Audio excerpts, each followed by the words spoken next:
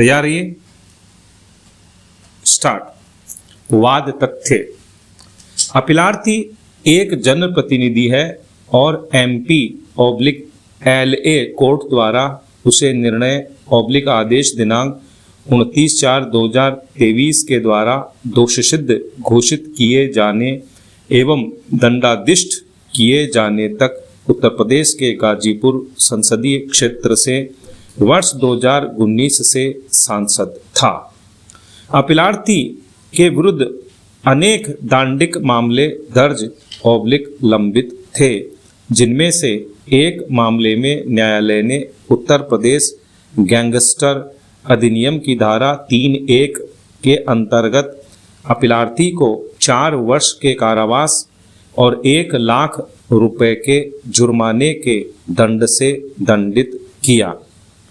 परिणामतः लोकसभा सचिवालय की अधिसूचना संख्या SO 1994 दिनांक 1/5/2023 के द्वारा 19/4/2023 से प्रभावी होते हुए अपीलार्थी को लोकसभा की सदस्यता से निर्योग्य घोषित कर दिया गया। अपीलार्थी ने अपनी दोष सिद्धि एवं दंडादेश के आदेश दिनांक 29/4/2023 के विरुद्ध दंड प्रक्रिया संहिता की धारा 374(2) के अंतर्गत इलाहाबाद उच्च न्यायालय के समक्ष अपील दांडिक अपील संख्या 5295 वर्ष 2023 प्रस्तुत की और साथ में दंड प्रक्रिया संहिता की धारा 389(1) के अंतर्गत अपील के लंबित रहने के दौरान दंडादेश के निलंबन और जेल से छोड़े जाने जमानत निर्णय दिनांक 29/4/2023 के प्रभाव एवं प्रवर्तन को निलंबित किए जाने और अपील के लंबित रहने के दौरान जुर्माने की धनराशि वसूल न किए जाने की मांग करते हुए एक अन्य आवेदन भी प्रस्तुत किया। उच्च न्यायालय ने आक्षेपित निर्णय व आदेश दिनांक 24/7/2023 के द्वारा अपीलार्थी के आवेदन को अंशतः अनुज्ञात किया। तदनुसार उच्च न्यायालय ने दंडादेश के निष्पादन को स्थगित करते हुए अपीलार्थी को जमानत प्रदान कर दी, किंतु दोष सिद्धि पर स्थगन प्रदान करने से इनकार कर दिया। अतः अपीलार्थी ने यह SLP/अपील प्रस्तुत की। पक्षों के तर्कों को सुनने के बाद पूर्ण पीठ के समक्ष विचार के लिए निम्न 3 प्रश्न उत्पन्न हुए। 1. दंडादेश के निलंबन के लिए दंड प्रक्रिया संहिता की धारा 389(1) के अंतर्गत किन मानदंडों पर विचार किया जाना चाहिए। 2. क्या अपीलार्थी ने दंड प्रक्रिया संहिता की धारा 389(1) के अंतर्गत अपने दोष सिद्धि के निलंबन के लिए एक प्रथम दृष्टया मामला गठित कर दिया है। 3.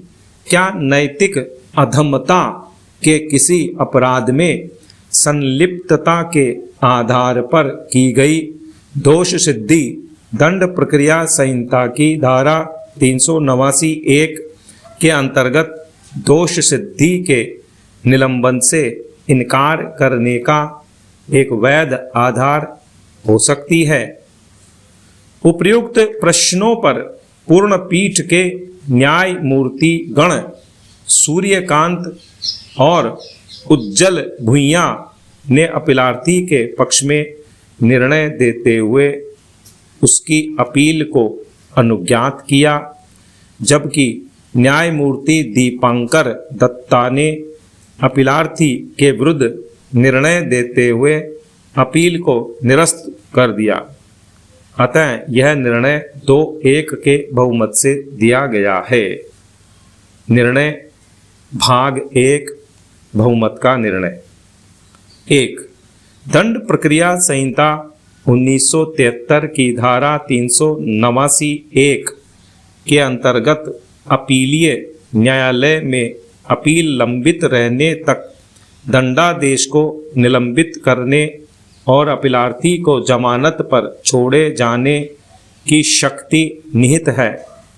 धारा 389 के प्रावधानों एवं रविकांत पाटिल बनाम सार्वभौम एस बगली 2007 1 SCC 673 के मामले में इस न्यायालय के द्वारा स्थापित विधि के विचार में दोष सिद्धि के निलंबन का आदेश एक नियम की भांति नहीं अपितु एक अपवाद के रूप में जारी किया जाना चाहिए और प्रत्येक मामले के तथ्यों एवं परिस्थितियों पर विचार करने के बाद लेखबद्ध कारणों से ही ऐसा आदेश पारित किया जाना चाहिए। 2. जहाँ की दोष सिद्धि यदि प्रवर्तित जारी रहने की अनुमति दे दी जाए तो अपूरणीय क्षति की ओर अग्रसर करेगा और जहाँ की दोष सिद्ध को यदि उत्तरवर्ती प्रक्रम पर दोष मुक्त कर दिया जाए तो किसी आर्थिक शर्तों में या अन्यथा प्रतिपूरित नहीं किया जा सकता है, स्वयं ही एक आपवादिक परिस्थिति गठित करता है।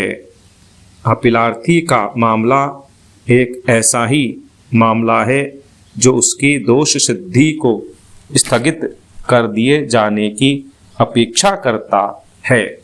विराम।